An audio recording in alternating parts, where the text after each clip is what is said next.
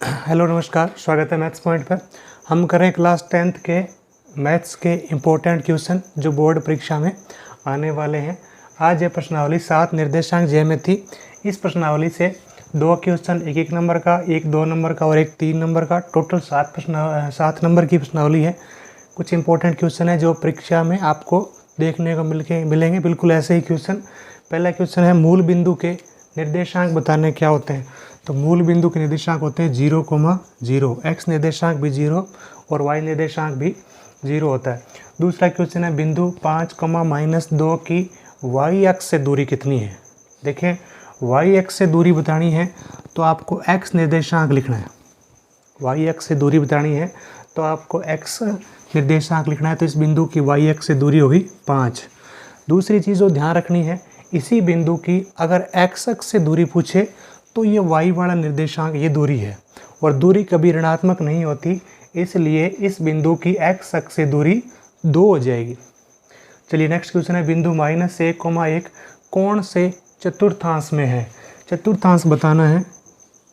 ये एक्स अक्ष है, ये वाई अक्ष है, ये प्रथम चतुर्थांश होता है, ये द्वितीय, ये तृतीय और ये चतुर्थ चतुर्थांश होते हैं। इस प्रथम चतुर्थांश में x का मान पॉजिटिव, y का मान भी पॉजिटिव होता है।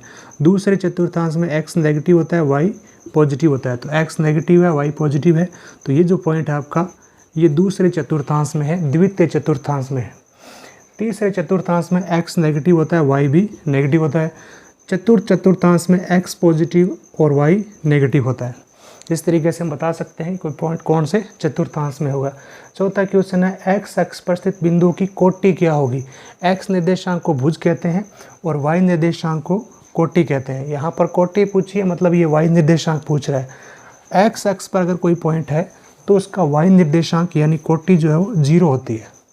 इसी तरीके से अगर कोई पॉइंट वाई अक्ष पर है तो उसका एक्स निर्देशांक यानी भुज 0 होता है। बिंदु -x, -y की मूल बिंदु से दूरी बतानी है। तो मूल जो बिंदु होता है वो होता है 0,0। इसकी इससे दूरी बतानी है तो दूरी सूत्र होता है √x2 - x1 का whole square plus y2 - y1 का होल स्क्वायर। तो यहाँ x2 कितना है 0, माइनस x1 कितना है -x, तो ये माइनस माइनस प्लस x हो जाएगा और इसका स्क्वायर। ऐसे ही y2 हो गया 0, माइनस y1 कितना है -y है, तो ये भी प्लस का हो जाएगा। ऊपर √ है, 0 + x हो गया x, तो ये x का स्क्वायर प्लस 0 + y हो गया y, तो ये y का स्क्वायर। तो √x² + y² ये होगी मूल बिंदु से इसकी दूरी। नेक्स्ट क्वेश्चन है, बिंदु 3,a और 4,a के बीच की दूरी √10 दी हुई है। तो a का मान ज्ञात करना है। दूरी सूत्र होता है √x2 - x1 का whole square plus y2 - y1 का होल स्क्वायर बराबर ये दूरी जो दे रखी है वो है √10। अब दोनों साइड अगर हम वर्ग करेंगे तो इसका वर्ग हो जाएगा, √ हट जाएगा और इसका वर्ग करेंगे तो √ हट जाएगा, सीधा 10 आ जाएगा। अब x2 कितना है, ये x1 है और ये y1 है। दूसरे पॉइंट का x निर्देशांक x2 है और ये y2 है। तो x2 हो गया 4 माइनस x1 हो गया 3, तो 4 - 3 का होल स्क्वायर प्लस नेक्स्ट है y2 - y1 का होल स्क्वायर। तो y2 है 1 माइनस y1 है a, इसका होल स्क्वायर बराबर राइट साइड में है 10। तो 4 - 3 हो गया 1 का स्क्वायर और यहाँ लगेगा a - b का होल स्क्वायर। a यहाँ पर 1 हो गया तो 1 का स्क्वायर a माइनस 2 गुणा a यहाँ पर 1 गुणा b यहाँ पर a प्लस b का स्क्वायर यानी a का स्क्वायर, a² बराबर 10। तो ये बन गया a² माइनस 2a, 1 और 1 हो गया 2 प्लस 10 दाईं तरफ जाएगा तो -10 बराबर 0। तो 2 - 10 हो गया -8। अब इसके गुणनखंड कर लेंगे। -8 है मतलब घटाने पर 2 आना चाहिए और गुणा करने पर 8 आना चाहिए। -4a प्लस 2a, 2a में से 4a जाएगा तो माइनस का 2a बच जाएगा और गुणा करेंगे तो 4 दूनी 8a² हो जाएगा। अब यहाँ जो कॉमन है वो a कॉमन आ जाएगा तो a² में 1 का भाग देंगे a, -4a में 1 का भाग देंगे 4, आगे 2 कॉमन आ जाएगा, 2a में 2 का भाग देंगे a, -8 में 2 का भाग देंगे 4। अब a - 4 कॉमन आ जाएगा तो बचेगा a + 2 बराबर 0। अगर a - 4 को 0 के बराबर लिखेंगे तो a का मान आ जाएगा +4, और अगर a + 2 को 0 के बराबर लिखेंगे तो a का मान आ जाएगा -2। तो a के दो मान आ जाएंगे 4 और -2। नेक्स्ट क्वेश्चन है इस प्रश्नावली का, बिंदुओं 2, 3 और 4, 6 को मिलाने वाले रेखाखंड को मध्य बिंदु के निर्देशांक बताने हैं। तो मध्य बिंदु का x निर्देशांक ज्ञात करने का सूत्र होता है x1 + x2/2, और y निर्देशांक का होता है y1 + y2/2। बिल्कुल सिंपल। ये x1 है, x1 यहाँ पर 2 है और x2 यहाँ पर 4 है। तो 2 और 4 6, और 6/2, 6 में 2 का भाग देंगे 3, तो x निर्देशांक हो गया 3। ऐसे ही y निर्देशांक बताना है तो y1 है 3 और y2 है 6, तो 3 और 6 हो गया 9, 9/2। तो मध्य बिंदु के निर्देशांक हो जाएंगे 3, 9/2। x निर्देशांक 3 और y निर्देशांक 9/2। नेक्स्ट क्वेश्चन है बिंदुओं, एक तो है P पॉइंट जिसका निर्देशांक है -3, 4, और Q पॉइंट है जिसके निर्देशांक है 4, 5। इन दोनों बिंदुओं को मिलाने वाले रेखाखंड को समत्रिभाजित करने वाले बिंदुओं के निर्देशांक ज्ञात करने हैं। समत्रिभाजित का मतलब 3 बराबर भागों में बांटने वाले पॉइंट हो गए। मान लो R और S, इसको 3 बराबर भागों में बांट रहे हैं।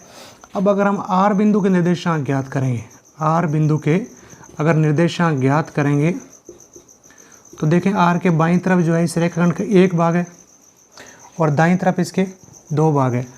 तो विभाजन सूत्र लगाएंगे जो होता है इस R बिंदु का x निर्देशांक ज्ञात करने का सूत्र होता है m1 x2, ये m1 है ये x2 है, प्लस m2, ये m2 है, x1 m2 x1 बटा में m1 + m2। तो देखो m1 हो गया 1 गुणा x2 हो गया 4 प्लस m2 हो गया 2 गुणा x1 हो गया -3 बटा में m1 + m1 1 प्लस m2 2।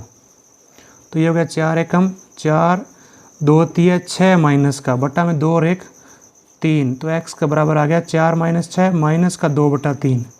तो x निर्देशांक हो गया -2/3 इस R बिंदु का। ऐसे ही अगर इस R बिंदु का y निर्देशांक बताना है तो m1 y2 plus m2 y1 बटा में m1 + m2, ये विभाजन सूत्र लगाना है y के लिए। अब m1 अनुपात हो गया 1 और y2 हो गया इस बिंदु का y निर्देशांक 5 प्लस m2 है 2 गुणा में y1 है 4 बटा में m1 + m2, m1 1 plus m2 2। तो ये हो गया 5 एकम 5 और 2 चौके 8 बटा में 2 और 1 3, तो ये हो गया 5 और 8 13/3। तो इस R बिंदु के जो निर्देशांक आ गए हैं वो है -2/3 और 13/3। ठीक है।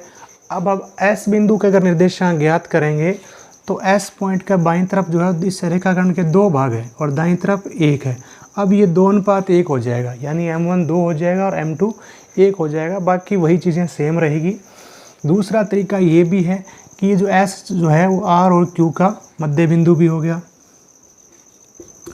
अच्छा, अब S बिंदु के अगर निर्देशांक हम ज्ञात करेंगे तो m1 हो गया अब 2 गुणा x2 हो गया 4 प्लस m1 हो गया 1 गुणा में x2 हो गया यहाँ पर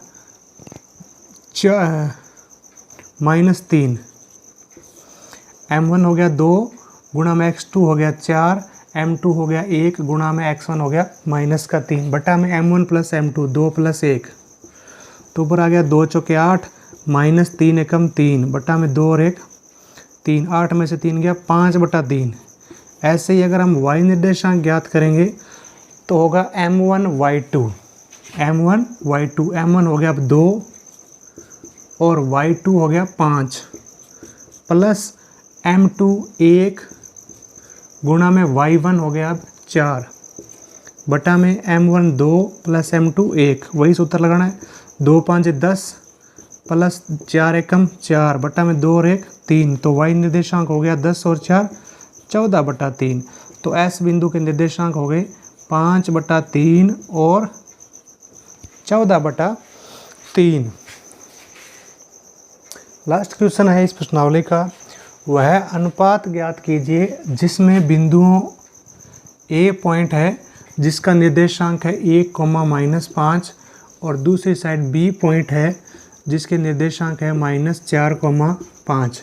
इन दोनों बिंदुओं को मिलाने वाले रेखाखंड को x अक्ष, मान लो C पॉइंट पर जो है x अक्ष विभाजित कर रहा है, x अक्ष से विभाजित हो रहा है, तो उस बिंदु के निर्देशांक ज्ञात करने हैं, ज्ञात नहीं करना, अनुपात ज्ञात करना है। तो अनुपात जो है वो यहाँ पर मान लेते हैं k अनुपात 1 में विभाजित कर रहा है। यहाँ जो विभाजित होने वाला बिंदु है वो x अक्ष से विभाजित हो रहा है, x अक्ष पर विभाजित हो रहा है, तो इसके निर्देशांक होंगे x, 0। x अक्ष से विभाजित हो रहा है तो y निर्देशांक होगा वो 0। अगर ये y अक्ष से विभाजित हो रहा हो तो यहाँ 0, y हो जाएगा। अब यहाँ हमें विभाजन सूत्र लगाना है, क्योंकि हमें y निर्देशांक 0 है ये पता है, तो y वाला सूत्र लगाना है। y वाला होगा m1 y2 plus m2 y1 बटा में m1 प्लस m2। यहाँ जो y है वो विभाजित होने वाले बिंदु का y निर्देशांक है, यानी y निर्देशांक 0 है, 0 बटा 1। m1 है यहाँ पर k गुणा y2 है यहाँ पर 5 प्लस m2 है 1 गुणा में y1 है -5 बटा में m1 plus m2, m1 k plus m2 1, तो 5k -5 एकम 5 बटा में k प्लस 1, तो 5k -5 को 1 से गुणा करेंगे तो 5k -5 बराबर k प्लस 1 को 0 से गुणा करेंगे 0, 5k बराबर -5 दाईं तरफ आएगा +5 और k बराबर आ जाएगा 5 और 5 भाग में चला जाएगा और 5 में 5 का भाग देंगे तो k का मान आ गया 1, 1 का मतलब 1 बटा 1, यानी ये 1 अनुपात 1 में विभाजित करेगा। x अक्ष जो है उसको 1 अनुपात 1 में विभाजित करेगा, यानी मध्य बिंदु है।